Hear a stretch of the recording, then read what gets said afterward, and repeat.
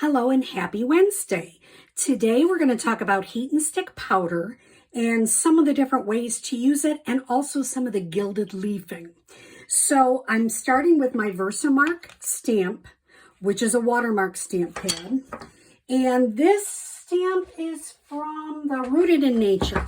Now before I stamp it, if you're doing dark colored, this used to be called an embossing buddy. We're not currently selling them, but you can get these at Joann's. It just kind of makes sure that the embossing won't stick to anything else but what you want it to. So I'm going to ink this up with some Versamark and stamp it right in the middle. You can I don't know if you can kind of see it on camera. It says, thinking of you. It's a watermark. Now what I'm going to do is I'm going to put just a little bit of heat and stick powder on it. And basically what heat and stick powder does is it makes it kind of sticky. It gives you a little bit of a glue effect. The other great thing about heat and stick powder is you can now see where the thinking of you is. Then I'm going to use my embossing tool. Mine is super old, but you can get them. I think it might be still in the catalog. If not, you can definitely get it at Joann's or Michael's. And I'm just going to make it, can you kind of see it turning just a little bit? So you can't really see it. Okay, so now it's sticky and ready to have something to stick to it. Now, the gilded leafing comes in this, but I've seen several people say, don't leave it in that. Make sure you put it in a container. When you open it up, it's like poofy. There's lots of stuff. So what I'm going to do is I'm just going to push it in there. Isn't that weird? The weirdest stuff. You just kind of get some of the excess off. I try to get the excess off with my fingers.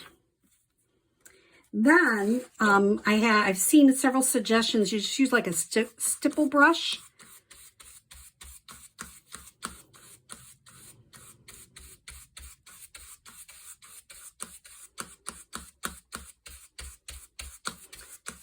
So you can see that that's coming off. And of course I'm making a mess. Let me do some of it in my container. I just keep putting it back in the container to use it again. This is like Easter grass. You're going to find it all year long. Or, you know, that stuff that you put on your Christmas trees, that glittery stuff, you're just going to see it forever. And if you were really smart, you'd do it right over the container. So I could keep going with this, but that gives you a sense on how you can do this. Now, what I would suggest is using big words. If you use tiny words, it probably wouldn't do as well a job as these bigger words. I know I got to get to the bottom, but I don't want to do this completely on camera. But you get the feeling. Just use a brush. Keep brushing the excess off until you get it the way you want it. So let's pretend we love the bottom. So that's one way to use the heat and stick powder with this gold leaf embossing. Now, I saw another video. I think this was with Francie Martin, and she just took her Stamp and Seal, or you could use Stamp and Seal Plus, and she made as straight a line as she could. And then once again, put it in the gold.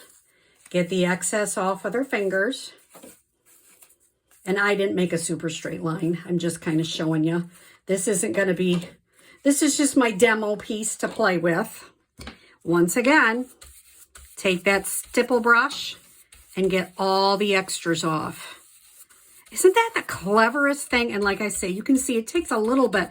You really got to get it off to get it the way you want it. But that's another way. Isn't that cool? I love this gold stuff. So that's one thing you can do.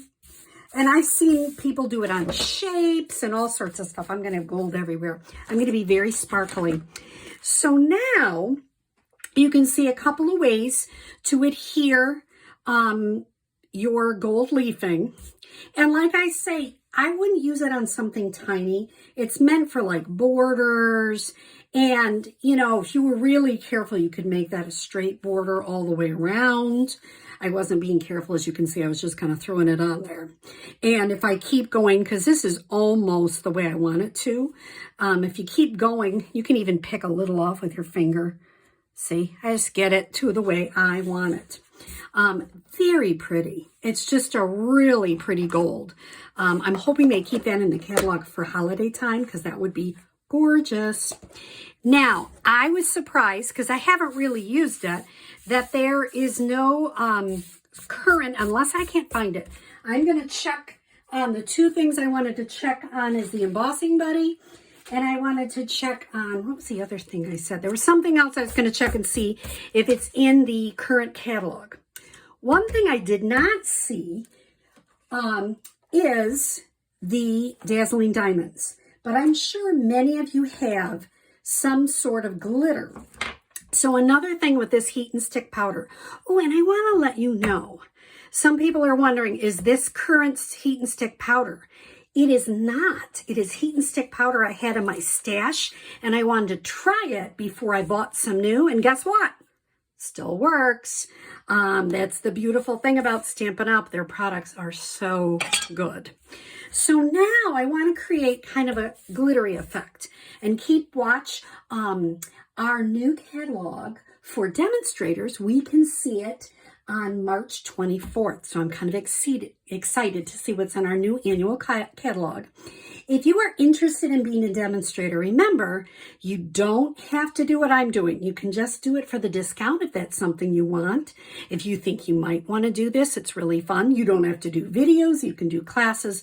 If you're interested, seek me out. It's a fun thing. So I've already stamped. This is from the Butterfly Brilliance. Then I colored them with our blends. And I'm putting Versamark all over it. Then I'm going to pour heat and stick powder. This time I'm going to put it in here. Heat and stick powder all over it.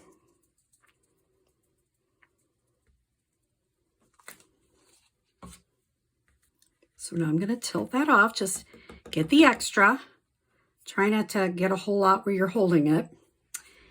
And then we used to have these. These are handy, but you can get these sort of things lots of places. And I just pour it back in there. I like keeping it in here, but some people like to keep it in their small containers. Whatever works for you. Then I'm going to heat it up.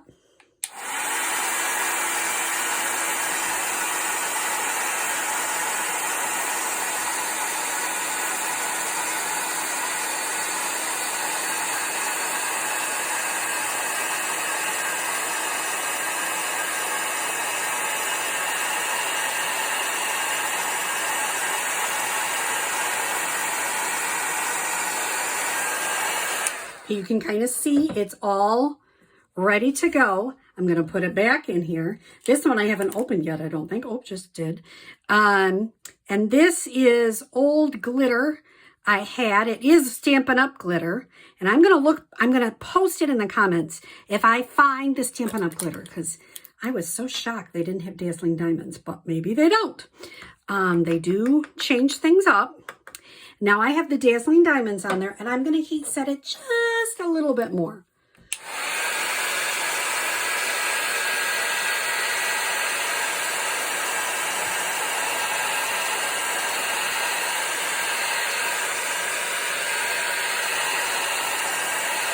There we go. The glitter doesn't fall off, and isn't that gorgeous?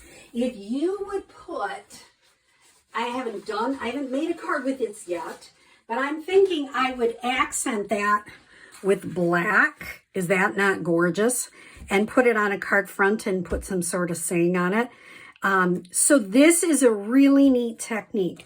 I highly recommend this heat and stick powder, and I highly recommend the gold leafing, the gilded leafing. It is really, really pretty, and it has such a pretty effect on your projects. I hope you've enjoyed this video and learned a little bit about heat and stick powder.